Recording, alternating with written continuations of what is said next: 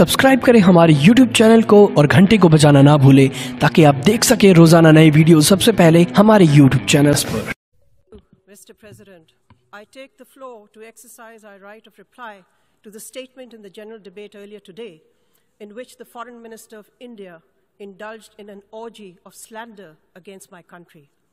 Her comments towards Pakistan betray the hostility that the Indian leadership has towards Pakistan, hostility that we have endured for 70 long years. Repeating falsehoods year after year does not and cannot conceal or alter the truth. But in her vitriol, India's foreign minister deliberately ignored the core issue of Jammu and Kashmir. So let me be clear, Jammu and Kashmir is not a part of India. It is recognized by the United Nations and the international community as disputed territory. I invite all of you and the Indian Foreign Minister to look at the UN maps. Thus, India's military occupation of the state is illegal. The UN Security Council has, in over a dozen resolutions, decided that the dispute must be resolved by enabling the people of Jammu and Kashmir to determine their own destiny through a UN-supervised plebiscite. India accepted these UN resolutions, but it has avoided implementing them through obfuscation, diversion, deceit, and aggression.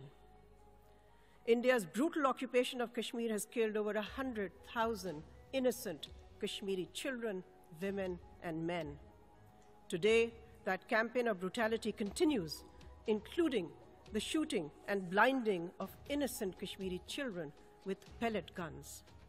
Yet every day, these Kashmiri children, women, and youth come out on the streets to demand that India get out of occupied Kashmir.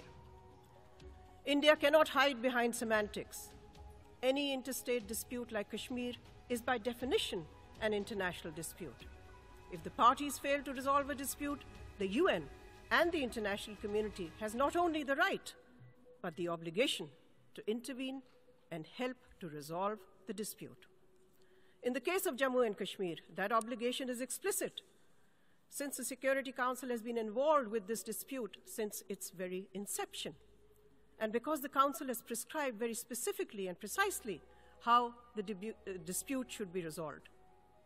UN Security Council resolutions do not lapse with time, nor are they overtaken, as the Indian Foreign Minister put it. Law, Mr. President, has no expiry date.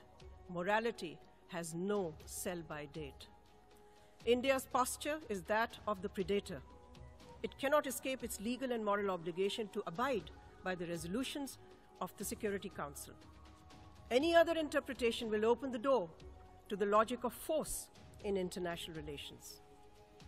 India, Mr. President, now also refuses a bilateral dialogue with Pakistan, either composite or comprehensive. The conditions it poses, that first there be an end to violence, begs the question. Violence emanates first and foremost from India's occupation and brutal suppression of the people of Kashmir. Under the circumstances, my Prime Minister has proposed that the Secretary General should appoint a special representative or a special envoy, as several of his predecessors did, to promote the implementation of the relevant provisions of the Security Council resolutions. At the same time, the United Nations should also take steps to investigate India's ongoing and massive violations of human rights in Kashmir, end the impunity enjoyed by India's security forces, lift the draconian emergency laws, and punish those responsible for the war crimes and for the genocide in Kashmir.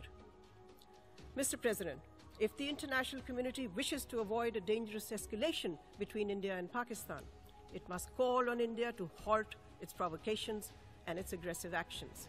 It must end the ceasefire violations along the LOC. It must halt its sponsorship of terrorist groups inside Pakistan. Mr. President, India's foreign minister has spoken much about terrorism. The UN should actually define terrorism. And in that definition, we should include state terrorism.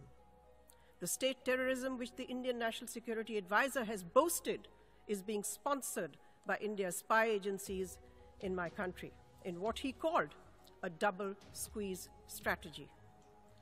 Pakistan has in its custody an Indian spy, an intelligence officer, Kulbhushan Yadav, who confessed to India's support to terrorist activities in my country.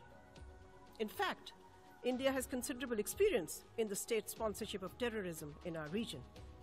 It has sponsored and perpetrated terrorism and aggression against all its neighbors, creating terrorist groups, destabilizing and blockading neighbors to do its strategic bidding, and sponsoring subversion, sabotage, and terrorism in various parts of Pakistan.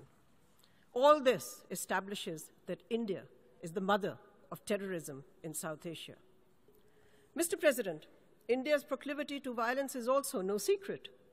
In the 70 years since its independence, India has been engaged in at least over a dozen instances of the use of force and continues to face 17 insurgencies in its own land. It has fought a war with or in each of its neighbors. Mr. President, the Indian Foreign Minister sought to denigrate my country's founding father, Quaid-e-Azam Muhammad Ali Jinnah.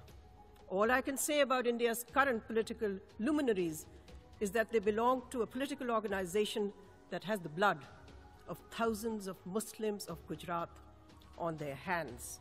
Today, this so-called democracy is the world's largest hypocrisy. This, Mr. President, is the face of India's democracy. India is ruled by a government in which a racist and fascist ideology is firmly embedded. The leadership of this government emanates from the RSS, the same extremist group which is accused of assassinating Mahatma Gandhi. It is a government which has appointed a fanatic as the chief minister of India's largest state, whose rallying cry to his mobs was, "If one Hindu is killed, we will kill 100 Muslims." It is a government which has allowed the lynching of Muslims. And all this is amply documented by international human rights organizations.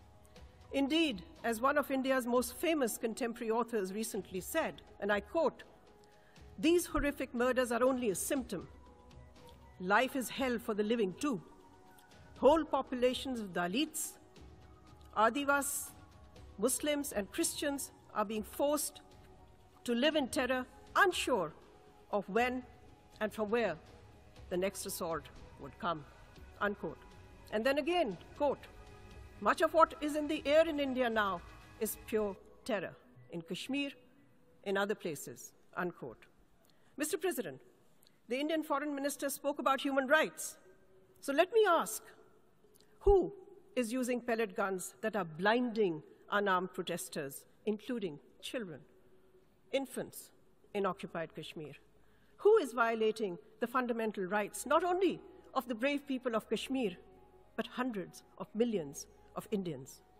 And who is using rape as an instrument of terror, as an instrument of state policy to crush a popular and indigenous movement in the occupied state of Jammu and Kashmir? In conclusion, Mr. President, let me say, Pakistan remains open to resuming a comprehensive dialogue with India to address all outstanding issues, especially Jammu and Kashmir, and to discuss measures to maintain peace and security. But this dialogue must be accompanied by an end to India's campaign of subversion and state-sponsored terrorism in Pakistan, India's occupation and brutal suppression of the people of Kashmir. Under the circumstances, my Prime Minister has proposed that the Secretary General should appoint a special representative or a special envoy, as several of his predecessors did, to promote the implementation of the relevant provisions of the Security Council resolutions.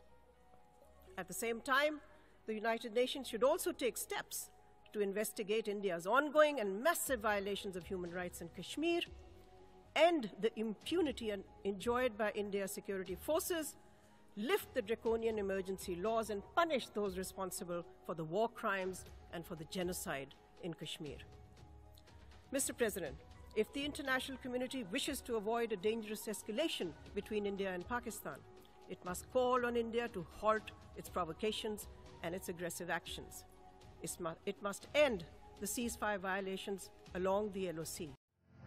दोस्तों, अगर आपको ये video पसंद आई तो इसको like करना ना भूलें, इस चैनल को जरूर सब्सक्राइब करें और हाँ, बेल आइकन भी जरूर दबाएं।